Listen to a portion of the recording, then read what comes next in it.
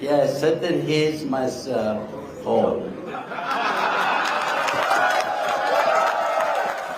I accept the verdict of the people.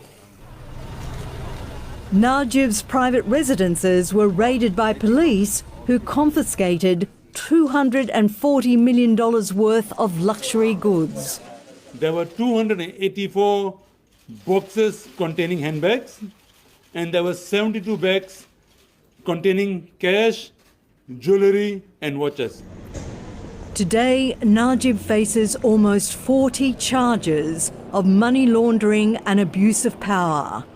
His wife Rosmah faces 17 charges of her own.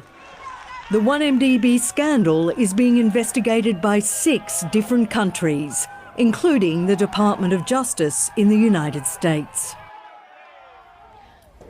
Mr. Najib, Marianne Jolly, nice to meet you. Pleased to meet you. Please take a seat.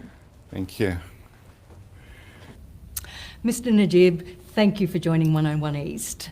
To begin with, what was your reaction the night of the election, and why do you think the Malaysian people decided after almost 6 decades they wanted a change?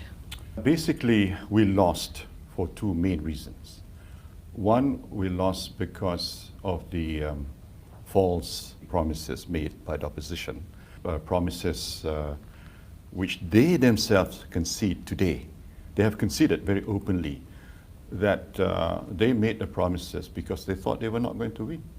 And of course, the other one is we lost a propaganda war. The vilification of me as the Prime Minister then, as well as the party. It was a perfect storm, that led to the end of Barisan Nasional rule in the country. But let's go to some of those propaganda claims that were made, that you say were propaganda claims. I mean, what do you say to those who accuse your government of having been a kleptocracy, of having been involved in one of the biggest heists the world has ever seen?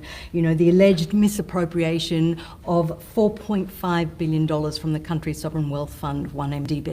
Well, first of all, it's not true that our government was a kleptocrat government, because the main point was that I returned more than $620 million back.